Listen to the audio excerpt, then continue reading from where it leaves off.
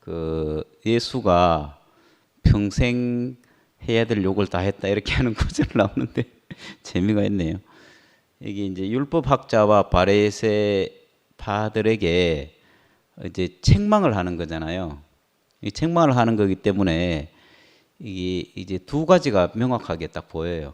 왜 그런가 하면 이 율법학자와 바리새파들은 반듯한 사람들이잖아요. 모든 것을 다 완벽하게 지키려고 노력을 하고 또 평생을 하나님을 위해서 살고 이런 사람들의 흠잡을 데가 없잖아요. 따지고 보면. 근데 왜 예수는 이 사람들에게 흠을 잡고 이 하는가? 이게 이제 명확하게 딱 보이는 게 저도 이제 살아보니까 저는 반듯하게 산다고 살았어요. 근데 살면 살수록 어떻게 되는가 하면 사람들하고 관계가 자꾸 안 좋아지는 거라. 내한테 자꾸 벽이 생기는 거예요. 그리 반듯하게 살수록 나도 모르게 말은 안 하지만 마음 속에 어떤 사람들에게 대하는 이 사람은 이렇다 저 사람은 저렇다 이게 자동적으로 생기더라고. 참 답답하죠. 이게 좋은 건데. 그리고 또 상대방이 나를 볼 때 불편한 거라. 이제 조금 뭔가 좀 이렇게 편안하게 사는 사람들은 내한테 오면 항상 심판이 되는 거예요. 제가 시골에 살 때 너무 열심히 사니까 친구들이 저보고 제발 좀 그렇게 살지 말라고 자꾸 하더라고. 나는 어쩔 수 없어서 그렇게 살았는데 집안 형편도 그렇고 그래서 살았는데 그때는 그걸 몰랐거든요. 불과 얼마 전까지 제가 잘 몰랐어요, 그거를. 근데 어느 사태가 딱 벌어지고 나니까 이것이 다른 사람을 불편하게 하는 반듯하고 옳고 뭐 잘 이렇게 하는 것이 그래서 지금은 이제 그런 것들을 다 내려놓을 수밖에 없는 예수는 이제 이 바리새파 사람들 율법학자들을 보니까 마음이 안 느껴지는 거예요. 분명하게 하고 그래서 아까 사랑과 정의를 얘기하는데 이 옳고 분명하고 확실한 사랑과 진리라고 했나? 근데 분명하게 이게 맞다고 하는 것으로 인해서 선이 생기잖아요. 이게 담이 생기고 이러면 이제 사랑할 수가 없는 거라. 사랑하고 싶은데 가까이 가면 찔리니까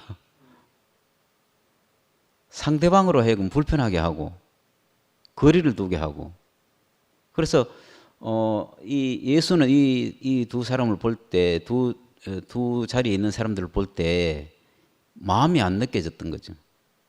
그렇게 어쩔 수 없이 자기 자신을 보여줄 수밖에 없는. 그리고 결국 궁극적으로 우리는 어디를 향해서 가는가? 화목하기 위해서 하는데 이게 정말 내 안에서 화목할 수 있는 요소가 있는가? 이거를 자꾸 이제 최근에 자꾸 되짚어 보게 돼요. 혹시 나로 인해서 누군가는 불편할 수도 있겠다. 내가 살았던 어떤 내가 알고 있다는 내가 맞다고 있는 내가 지금 교회에 지금 뭐 투팸이 있고 목요일 날 있고 뭐 말씀을 듣고 하지만 이것으로 인해서 다른 사람이 불편하진 않을까? 혹시 내가 걸림돌이 되진 않을까? 이 걸림돌이 된다는 거는 다시 말하면 좋은 것인데 이게 걸림돌이 되잖아요. 그래서 최근에는 이제 그런 정말 화목해 하시는 분이 누군가 예수는 누구에게도 다 들어가 그 세상과도 화목하게 하고 하나님과도 화목하게 하는 이분이 과연 내가 그런 자리에 있는가 이걸 한번 이제 되짚어 보는 그래서 막힌 담을 헌다 이 말이 과연 막힌 담을 헐 수 있는 그 생명이 내가 돼 있는가 이걸 보게 되고 그래서 이제 정의와 평화가 공존한다 이 말이 사실 정반대잖아요. 정의로운 거는 이 옳고 맞고 바르고 분명하고 근데 평화는 그런 것들이 담이 다 허물어져야지 평화를 누릴 수가 있잖아요. 이게 두 개 어떻게 공존하겠어요? 근데 예수 안에 이게 공존하는 거는 예수 안에 율법학자나 바리새파 안에는 이게 공존할 수가 없어요. 그래서 정말 그 그리스도는 만유의 만유시고 만유 안에 계신다 이렇게 말씀하시는 것처럼 지금 우리가 나가야 될 또 우리가 걸어가야 될 그 길을 목사님이 이렇게 제시해 주신다. 그리고 제 안에 그 길이 어떻게 펼쳐질지, 또 교회 안에 어떻게 그 길이 펼쳐질지 저는 이제 기대도 하고 또 제가 그 자리에 이렇게 늘 이렇게 서기를 원하는 간절한 마음으로 오늘 말씀을 들었습니다.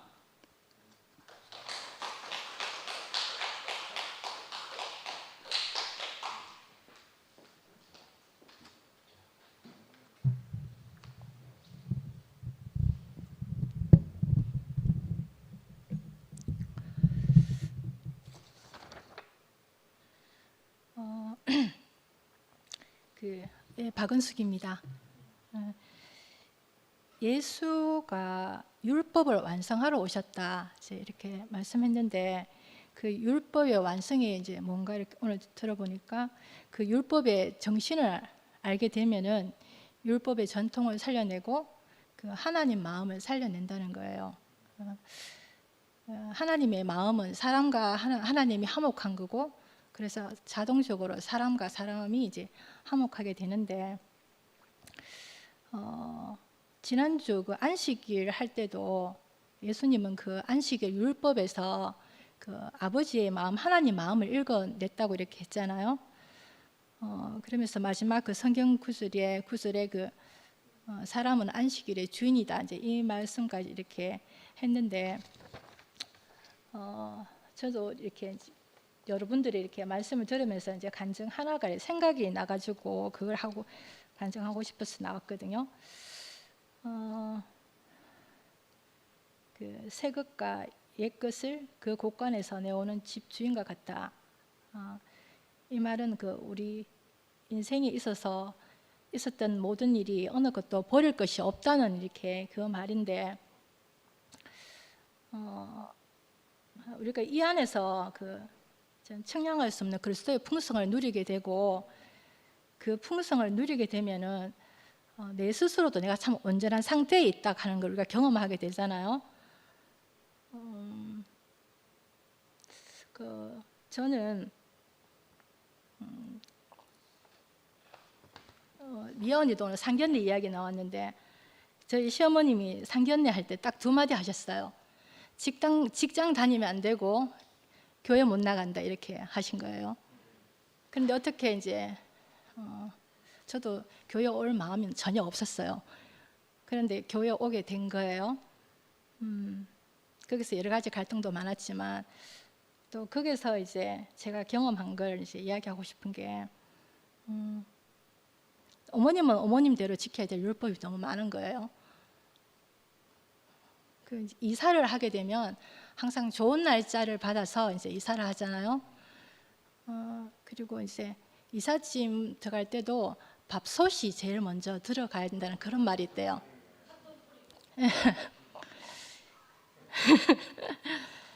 그런지 솥은 이렇게 먼저 이렇게 갖다 놨는데, 어머님이 저쪽 집에서 이제 짐을 싸고 있잖아요. 어머님이 저한테 전화 온 거예요. 그 이사갈 집에 가서, 저도 어머님 따라 초창기에 결혼 초창기에는 절에 다녔었거든요. 그래 절에 그 법문책이 저 집에 있는 거예요. 그 네 책을 들고 가서 우리 집에 가가지고 그 마하바냐 바라밀다 그걸 네가 읽어라, 이러는 거예요. 솔직히 하기 싫은 거예요. 그래서 제가 핑계를 댔죠. 저는 그 집 주인이 아닌데 어머님이 주인이니까 어머님 직접 하셔야지, 이제 이렇게 핑계를 댄 거예요. 어머님이 그러고 싶은데 지금 짐을 싸니까 이쪽에 와서 할 시간이 안 되는 거예요. 아무나 하면 된다 하면서 시키는 거예요. 그래서 어쩔 수 없이 네 하고 전화 끊었는데, 그 어머니 마음에서 그 말에서 제가 어떤 마음이 읽혀진 거예요.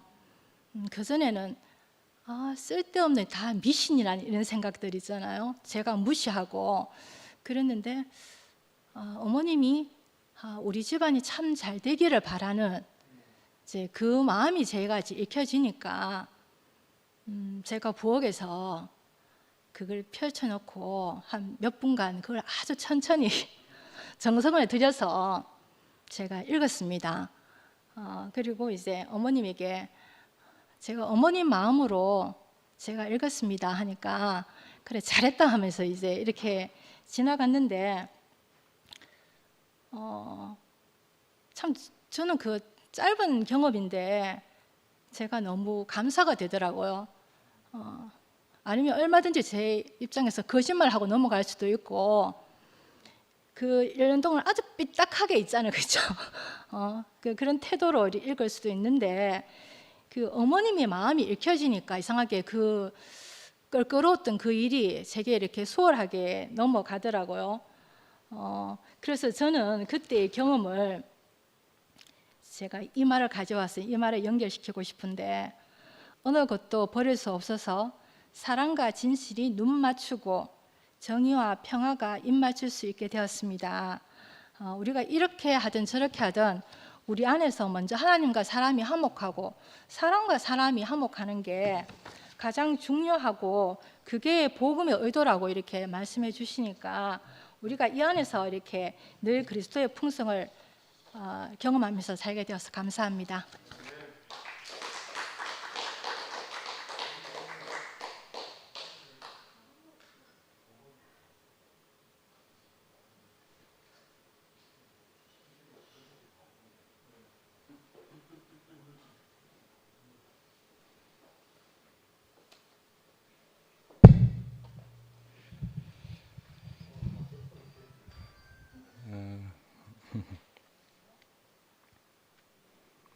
말씀이 재밌는데 뭐 예수님이 뭐 평생 할 예수님이 평생 할 욕을 뭐 다 했다고 하던데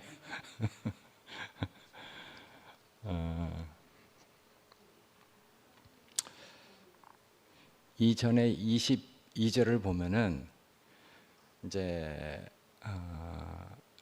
뭐 종교에 대해서, 정치에 대해서, 신앙과 율법에 대해서 여러 가지로 예수를 이제 시험 가운데 빠뜨리려고 이제 많은 것들에 대해서 이제 질문을 했단 말이에요.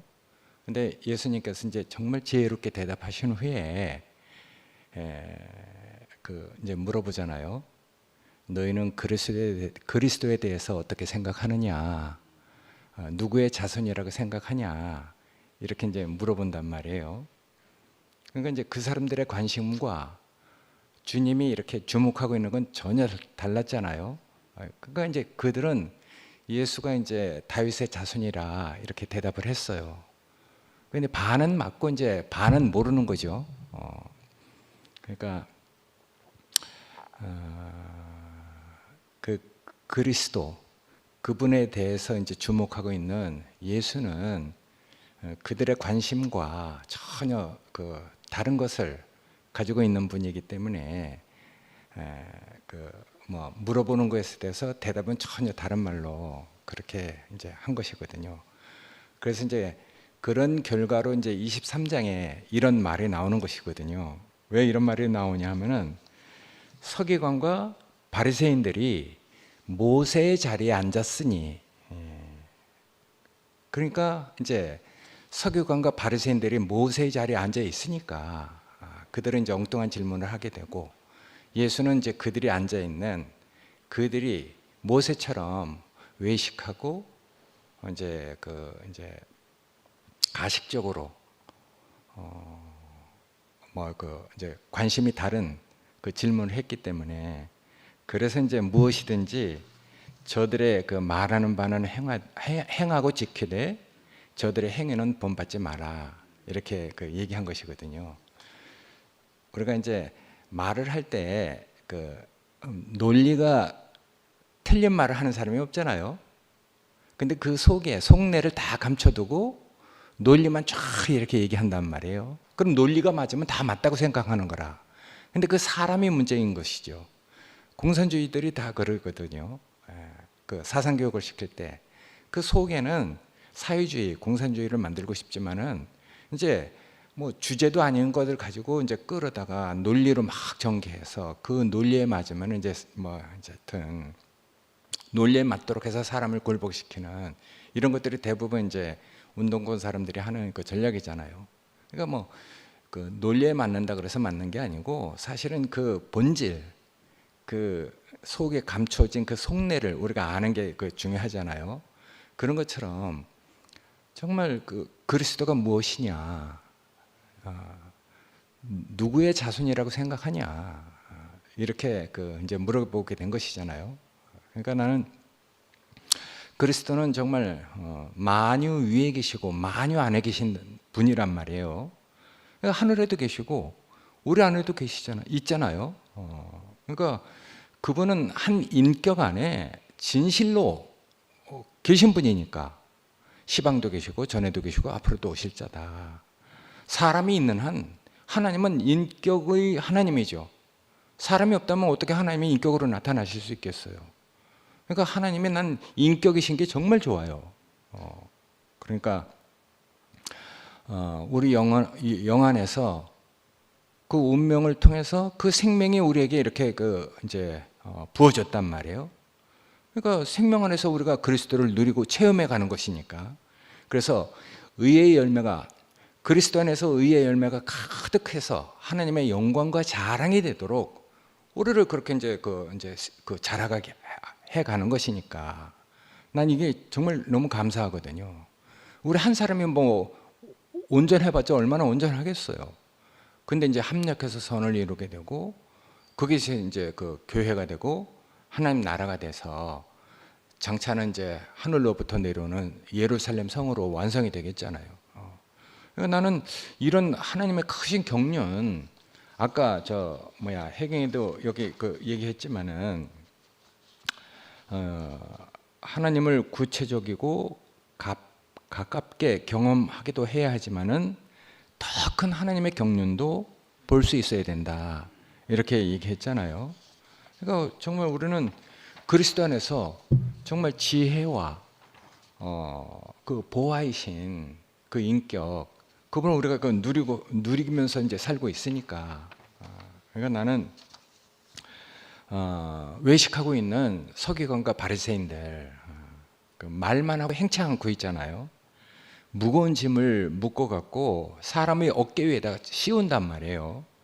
자기는 한 손가락도 움직이지 않고, 그러니까 이제 화 있을진저 외식하는 서기관과 바리새인들이요, 저희는 회칠한 무덤과 같다. 겉으로는 뭐 아름답게 보이지만은 그 안에는 사람의 뼈와 온갖 더러운 것, 죽은 썩은 송장 시체 냄새가 막 입만 열면 펄펄 나오는 것이거든요. 자기는 그 입을 열어서 무슨 말을 하는데 그 막 송장 썩은 그 냄새가 나는 줄 모르는 거라. 그러니까 죽음을 얘기하는데 그 뭐 아무런 양심의 가책도 없이 뭐 이제 송장 썩은 시체 냄새가 나니까 우린 이제 그게 그 판단이 막 이제 그 정죄가 힘들어서 이제 온 게 된 거잖아요. 그러니까 이런 사람들하고 맞닥뜨리면은 뭐 어떻게 뭐 여마 시정의 미소를 지을 수 있겠어요? 뭐 23절에 있는 것처럼 뭐 사실은 뭐 그런 뭐 감정을 표현하는 것이 사람이니까. 그래서 난 이런 분이 정말 그 뭐 위로가 되고 안심이 되거든. 그러니까 이런 것들이 사실은 뭐 성경 얘기가 아니고 우리 현실 안에서도 이렇게 지금 그 겪을 수 있는 문제라고 생각하니까 이런 걸 통해서 정말 그리스도가 우리에게 더 그 진실한 분으로 그 비춰지는 것 외에는 우리가 뭐 무슨 문제를 우리 자신을 어떻게 해결할 수 있겠어요? 하나님이 뭐 이런 걸 모르고 우리에게 어떤 환경 가운데로 인도하겠습니까? 나는 이제 이런 그 환경 안에서 아까 혜경이가 얘기했듯이 하나님의 그 풍성이 은혜의 그 마중물이 되도록 이렇게 그 말씀해 주신 분, 그분이 이렇게 그냥 뭐 하여튼 고맙고, 그래서 뭐 지나간 그 어떤 환경 안에서 내가 정말 그 바라는 것은 상한 갈대처럼, 내가 기대했던 것은 꺼져가는 촛불처럼 그렇게 됐지만은 이런 걸 통해서 야속하거나 뭐 이런 마음들이 다 사라지고 그냥 뭐 전체적인 그 큰 경륜을 보면은 우리가 더 넉넉한 마음을 가지고 뭐 이렇게 있게 되는데, 하여튼 넉넉한 마음을 가지고 그러니까 사람이 여유가 있어야 되는 것 같아.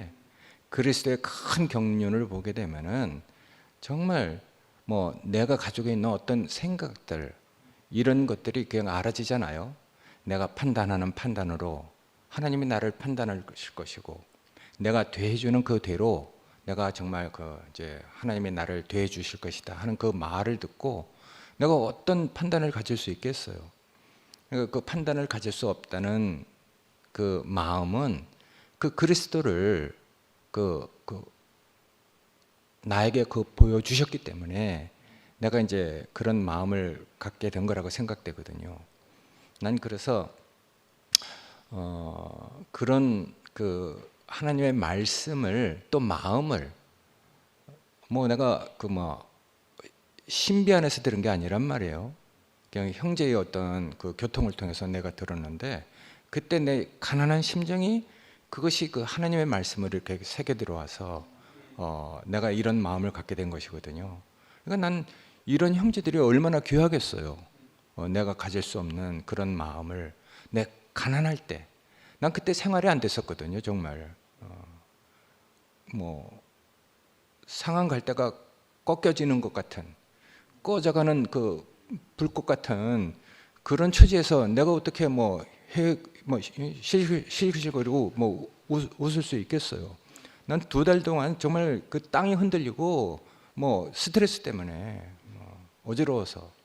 근데 나는 이제 그런 과정을 통해서 하여튼 이런 형제들의 그 모임을 통해서 하나님의 말씀이 나에게 들려서 내가 정말 판단할 수 없는 사람이구나, 내가 대해주는 그 대로 하나님이 나를 대해줄 것이라는 그런 말씀 앞에 딱 서게 되고, 그리고 또 정말 사탄이 가장 싫어하는 사랑과 연합, 그것이 하나님이 바라고 있는 것이라고 이렇게 느껴졌기 때문에 그 뒤로는 내가 자리가 옮겨졌거든요. 자리가 옮겨지고 하나님의 그 크신 경륜을 보니까 내가 생각할 수 없는 그 마음을 갖게 하신 것이죠. 그러니까 사람은 이렇게 큰 걸 봐야지 내 좁은 소견에서 이렇게 벗어날 수 있게 되고 담이 헐어지고 다른 넉넉한 마음을 갖게 되는 것 같아요. 그래서 나는 여름 집회 오셔도 말씀하셔도 괜찮다 이런 마음까지 이렇게 갖게 됐거든요. 그전에는 사실은 나도 좀 이거 아니다 이런 생각을 하고 있었는데 그건 내 좁은 소견이었었죠. 그래서 내가 그렇게 무너지지 않았으면은, 그래서 내가 2달 동안 그렇게 뭔가 내 기대했던 것이 허물어지지 않았으면은 절대로 그런 마음을 가질 수 없는 사람인데, 어쨌든 하나님이 나를 무너뜨린 것이 난 정말 감사하고, 나를 내 기대를 꺼버린 것이 하나님의 일이라고 난 생각이 됐기 때문에, 그래서 난 그런 과정을 거쳐서 또 하나님이 원하는 그 정말 그리스도 안에서 의의 열매가 가득한 그 사람으로 하여튼 우리 자신들이, 우리 형제들과 더불어서 이렇게 자라가고 있다 이렇게 생각되거든요. 그런 마음을 가지고 이렇게 보니까 오히려 정말 돕고 싶고 이런 마음이 생기고, 그래서 이제 하여튼 전 그 뒤로부터 하여튼 긍정적인 마음을 갖게 됐어요. 여유 있는 마음을 갖게 되고 크신 하나님의 그 경륜을 이렇게 보게 되고, 그러니까 자세히 보는 것도 필요하지만은 또 넓게 크신 경륜 안에서 우리가 하나님의 일도 경험하는 것도 참 좋은 것 같아요. 그래서 나는 정말 믿음의 주요 온전케 하시는 주님을 바라봐라. 그러니까 내 생각으로 내 의지로 이렇게 할 수 없는 어떤 일들을 하여튼 그분을 볼 때 내가 생각할 수 없는 다른 마음을 갖게 하시니까 난 그런 인격이신 하나님이 너무 좋고, 그리고 또 내가 그렇게 정말 스트레스 때문에 생활이 안 되고, 오죽하면 내가 구미병원 가서 금내한테 머리 CT, MRI, MRA 다 찍어보고 했는데 스트레스라는 게 그만큼 정말 사람을 어렵게 하는 것이거든요.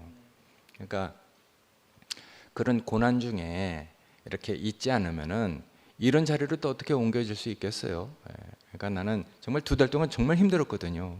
어디 한 달 살이 가려고 저 순천도 가보고 여기도 가보고 얼마나 그 심정이 내 가난했겠어요. 그러니까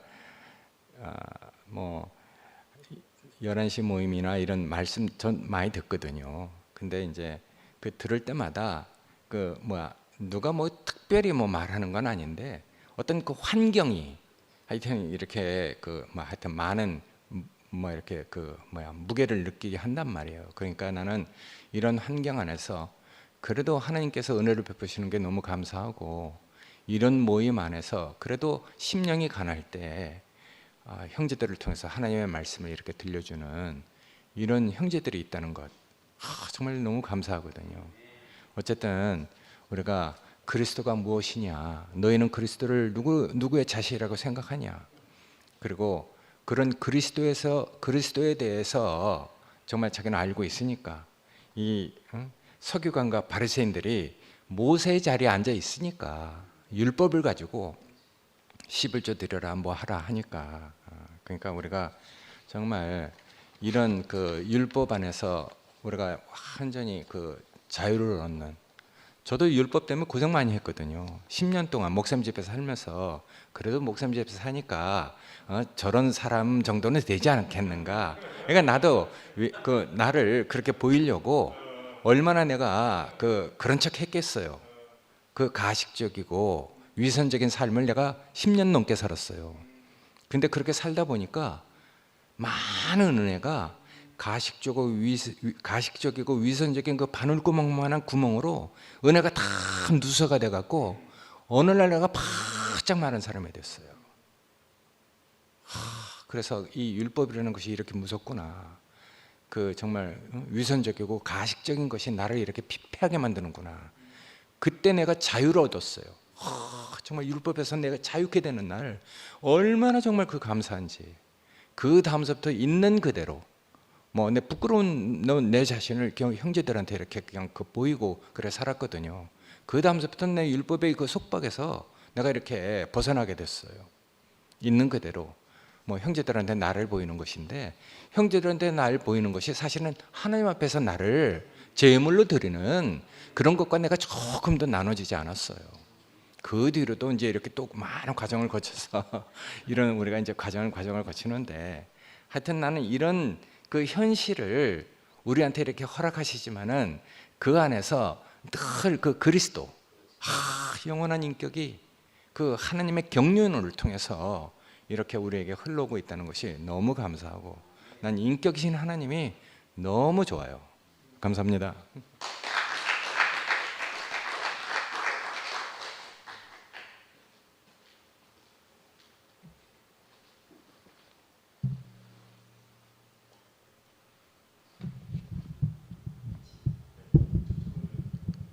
제가 저 방송실에서 미아가 발표하는 걸 이렇게 보다 보니까 이게 이쪽에 있어가지고 이 단상 중앙에 우리 형제들이 서 있는 게 아니라 이쪽에 있어가 내가 너무 안타까웠거든요. 서가지고 막 손짓하고 옹기락하고 했는데도 아무도 안 보더라고. 그리고 미아가 발표를 끝내고 와가지고 이제 간증할 사람 없다고 나가라고. 또 제가 뭐라고 말하면 또 분명히 또 사고 칠 게 분명한데, 그 오늘 주제가 이제 주로 이제 서기관들과 바리새인들을 향해서 예수님이 진노하셨다, 이제 율법에 대해서 어떤 태도를 취할 것이냐 뭐 이런 말씀 같아요. 저는 이게 뭐 은혜인지 모르겠는데 저는 아예 율법을 지킬 수 없는 사람이어서 바리새인이나 서기관들 근처도 못 가는. 그래도 형님처럼 노력해서 내가 괜찮은 사람으로 비칠 가능성이 조금이라도 있으면 저는 그렇게 하겠는데 이게 너무 안 돼가지고 오히려 정말 율법의 반대가 뭐 야만이라 했나?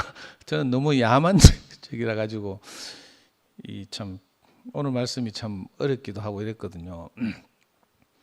그런데 이 5번 밑에 보니까 진짜 더 어려운 말씀을 우리 김 목사님이 해놓으셨어요. 이것도 행하고 저것도 버리지 말아야 한다. 이것은 어디에도 지우침이 없이 균형을 중시하는 말씀입니다.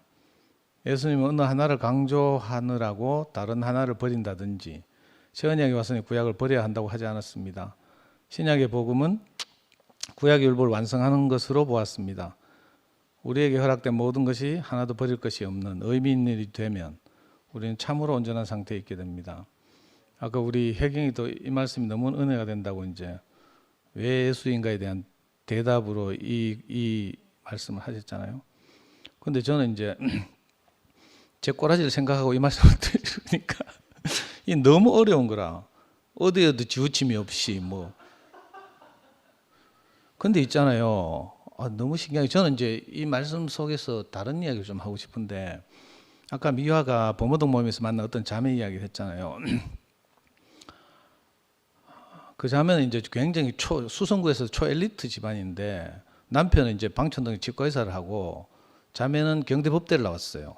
굉장히 똑똑한 분인데 어떻게 온 거라 모임에 와가지고 이제 말씀을 쭉 들었는데 문제는 이 자매보다 이 자매의 어머니 그러니까 할머니죠. 할머니가 너무 말씀을 좋아하는 거예요. 그래가지고 그 아까 말한 시행사 하는 그 할아버지하고 이제 돈 완전히 망하고 막 집안이 폭삭 망하니까 이제 그게 너무 속이 상해 경제적으로 망하니까 너무 속이 상해서 이 두 어른이 별거를 하고 어머니가 이제 딸네 집에 와서 살았거든요.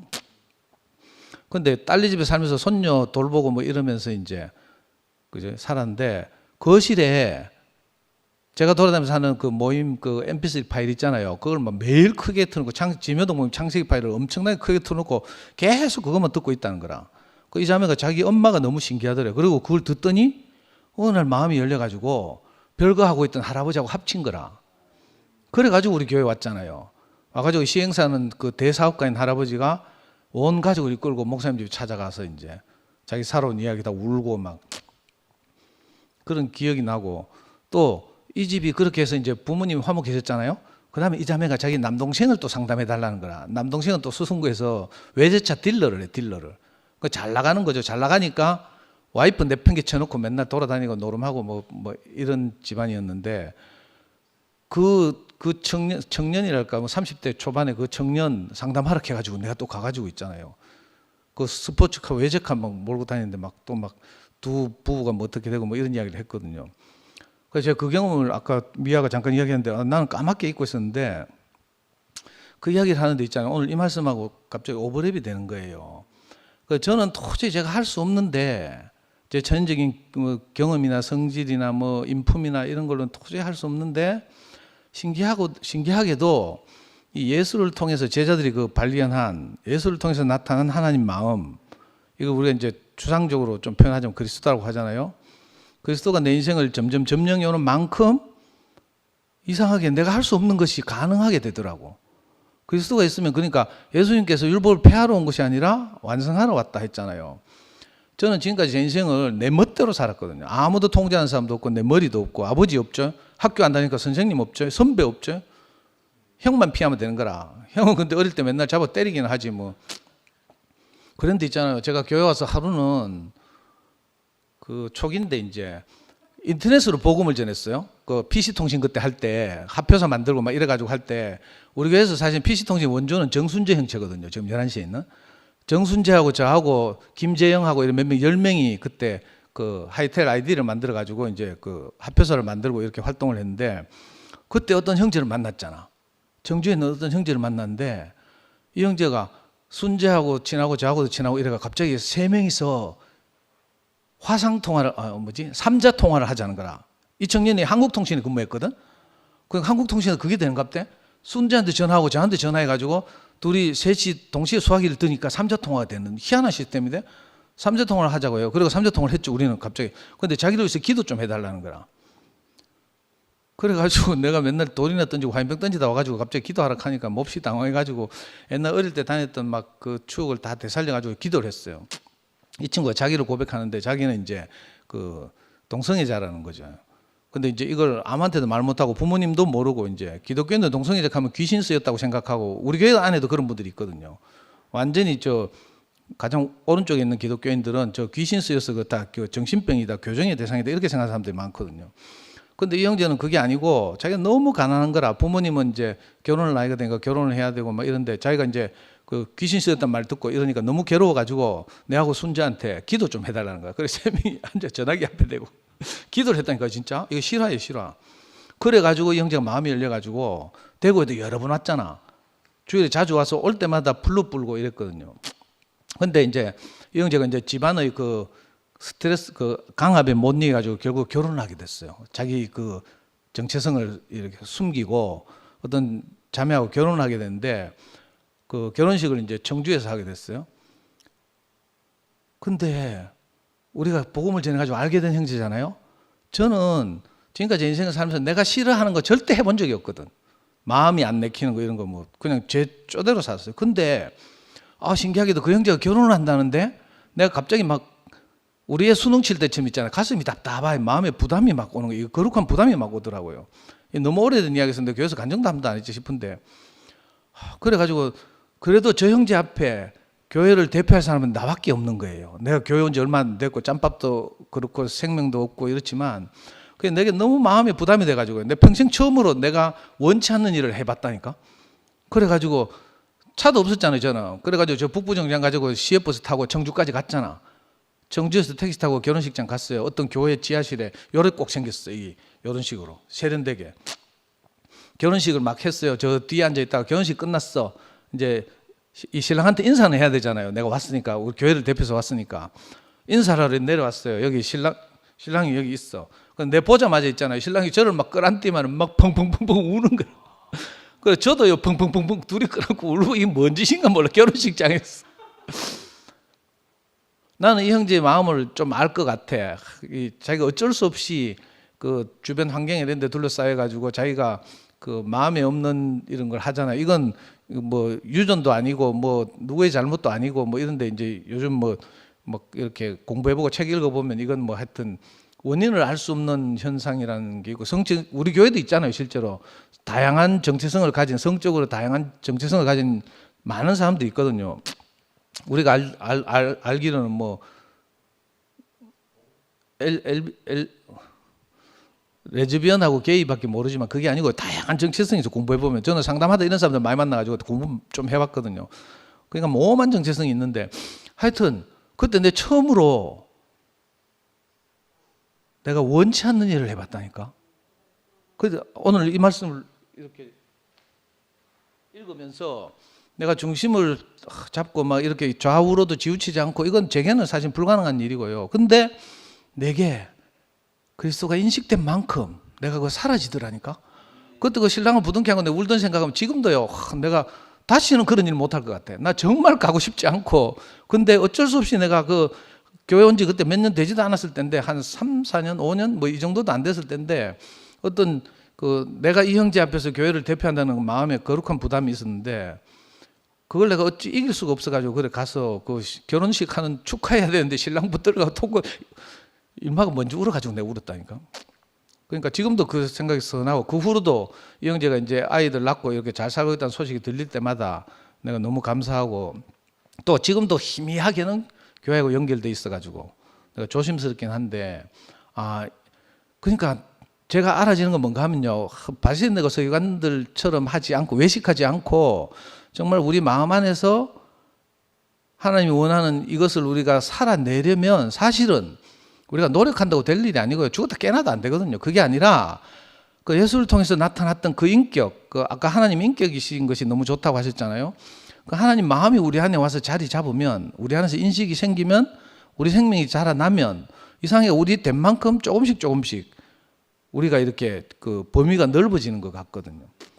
그래서 저는 그게 너무 신기하고 지금도 여전히 저는 뭐 좌충우돌 하고 있지만 그래도 제 된 만큼 이상하게 이렇게 전에 불가능했던 일이 가능하게 되더라니까. 최근에 내가 또 기적 같은 일, 내가 스스로 생각해도 기특한 일이 우리 형수님 일하시는데 내가 2번이나 찾아갔잖아. 근데 죽었다 깨나도 우리 형 집도 내가 모르고 살았다 했잖아요. 뭐 자랑은 아니지만 하여튼 그게 희한하게 뭐 그렇게 됐는데 근데 최근에 어떤 우리 함께 이렇게 지내는 일로 형수님 마음을 내가 사고 싶어서 위로하고 싶어서 형수님 여름 집회도 못 오시고 이러니까 내가 마음이 너무 안 돼가지고 여름 집회를 전후로 해서 2번 찾아갔거든요.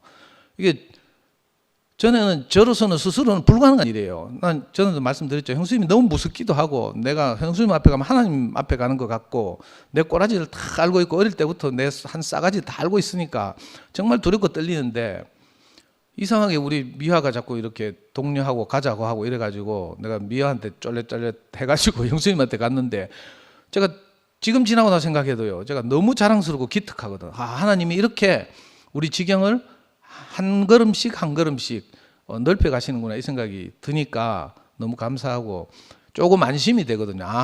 결국은 우리가 그리스도의 문제구나. 왜 예수인가를 자꾸 알아야 되는가? 그리고 예수에 대해서 요즘 자꾸 주목하고 하는 이유도 결국은 그죠? 그 예수 안에 있는 어떤 성분, 이것이 결국 하나님 나라를 구성하는 요소니까 우리 안에 그 예수가 예수님이 나타낸 하나님 마음, 이게 어찌하든지 우리가 이 말씀과 교통을 통해서 우리 안에 조금씩 더 인식되었으면 좋겠다 이런 생각이 들고요. 약간 의심스럽긴 해요. 저는 마태복음 썼다는데 아까 종륜 형님 말씀하신 것처럼 마태가 지가 녹음해가지고 예수님 이렇게 막 서기관들하고 바리새인들한테 화내는 걸 막 녹음했다가 뭐 리와인드 하면서 막 요즘처럼 뭐 했나 이런 생각도 들고요. 마태가 머리가 되게 좋아가지고 20년 후에 막 예수님 고함 지른 것까지 다 기록했나 이런 생각도 들고 약간 의심스럽긴 해요.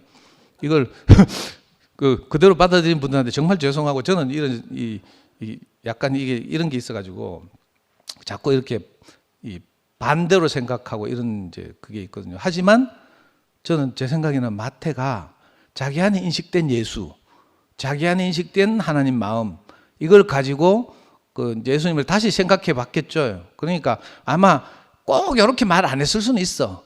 막 이 새끼들아 막 하면서 막 안 했을 수도 있는데 이제 마태 안에서 어떤 하고 싶은 마음이 생겨서 이제 그걸 이렇게 이야기하였을까 이런 생각은 좀 들고요. 그래서 우리가 좀 이 성경을 읽고 또 받아들이고 해석하고 할 때 좀 이렇게 그냥 무조건적으로 받아들이는 이런 수용적인 태도 이것도 참 좋지만 저처럼 약간 뺐딱하게 형님 아까 운동권에서도 아주 부정적으로 이야기하시대. 네, 그 듣다가 그 운동권에서 이제 훈련 받으면 아까 형님 논리 말씀하셨잖아요. 진짜 맞거든요. 우리 연구소에서 애들 둘이 싸워. 그래가지고 두 놈 다 붙잡아서 내가 딱 체포해 놓고 있잖아요. 누가 먼저 했노? 그럼 묻거든. 그러면 항상 둘이 하는 말이 자가 먼저 그랬어요. 인마는 자가 먼저 그랬어요. 그 다음 하는 변명은 정말 논리적이야. 자가 먼저 나를 때렸기 때문에 나도 뭘 던졌어요. 이거예요. 정말 논리적이라니까. 이유 없이 하는 행동이 하나도 없고 다 지 살 길이 다 있더라고. 근데 문제는 자가 먼저 했기 때문에 라는 기반 위에서 논리를 전개하는 거라. 오늘 우리도 똑같아요.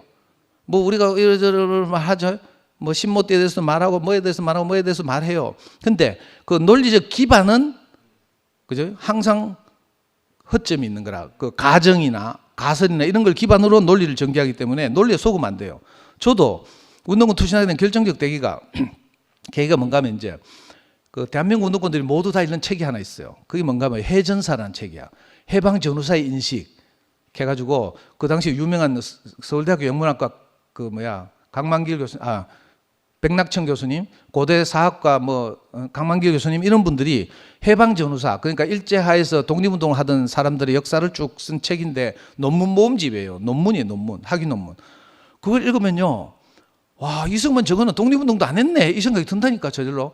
이승만 미국에서 그 찾아다니긴 하고 미국 사람들 찾아다니고 이렇게 하고 있었고 정말 만주에서 개고생하면서 막 총 쏘고 막 일본 군들하고 싸우고 이런 사람들은 민족 해방 투쟁을 한 사람들이 막 이런 식으로 논리를 전개해놨어요. 그걸 읽고 나면 분해가지고 대한민국 정부의 정통성에 대해서 회의하게 된다니까. 요것들이 그래가지고 왜 적산가옥이라고 하잖아요. 일본이 가지고 있던 재산을 해방되면서 다 도망가면서 일본 재산을 남겨놓고 도망가잖아. 급해가지고. 그죠?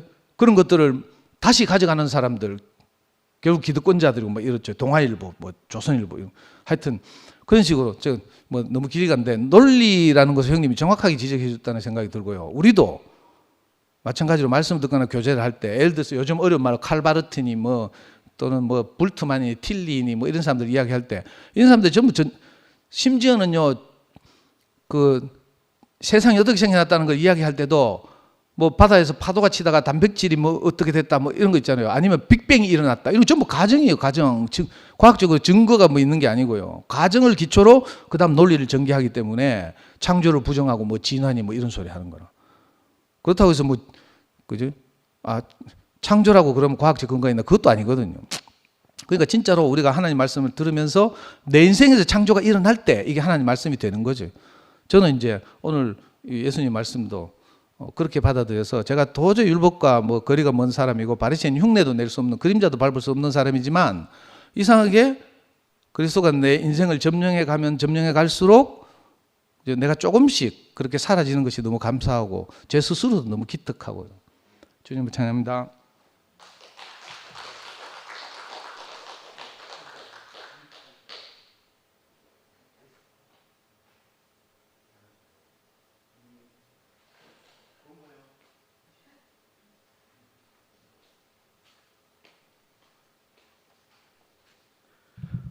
저는 할 말도 없는데 듣다가 저는 이 부분이 상당히 이제 오늘 인상적이었습니다. 사랑과 진실이 눈 맞추고 정의와 평화가 입 맞추리라. 이 부분이 상당히 예. 보통 이제 세상에는 이게 이제 양립할 수 없잖아요. 다 정의가 실현되려면 평화가 희생돼야 되고 또 사랑을 하려고 하면 또 뭐 진실이 조금 다 밝혀지면 이게 사랑이 안 되잖아요. 근데 이게 양립할 수 있다. 이거는 사실은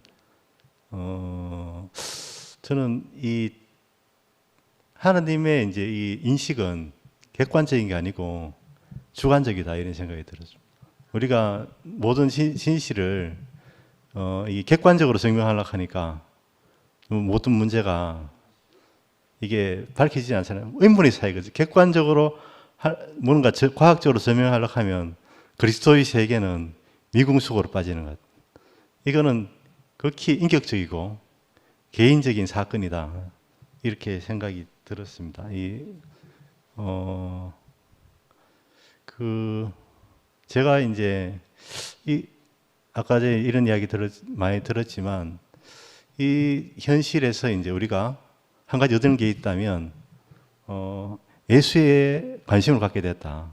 예수의 인격이 무엇인지 우리가 궁금하고 더욱더 관심을 갖게 됐다. 이렇게 생각이 들고 전에는 이제 일방적으로 뭔가 균형 잡히지 않은 삶을 살아왔구나. 그런 생각도 하게 되고 아까 우리가 이제 어쩔 수 없이 세상에 살아가다 보면 이분법적인 사고에 사로잡힐 수밖에 없고 어느 한 군데 이제 치우치고 뭔가 이제 거기서 찾으려고 그러고 그렇다 보면 우리가 어느 순간 균형을 잃고 뭐 어디 빠진다든가 이런 게 있는데 그 순간에 우리가 찾을 수 있는 균형 잡힌 인격체가 있다. 이런 오늘 메시지를 받은 것 같습니다. 예. 예, 주님을 찬양합니다.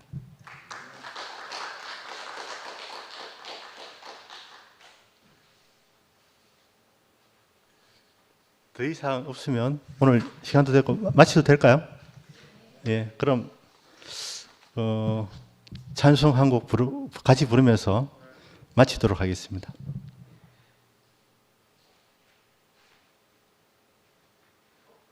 찬송 어때? 그냥 마쳐? 예, 그냥 마치도록 하겠습니다. 예, 수고하셨습니다.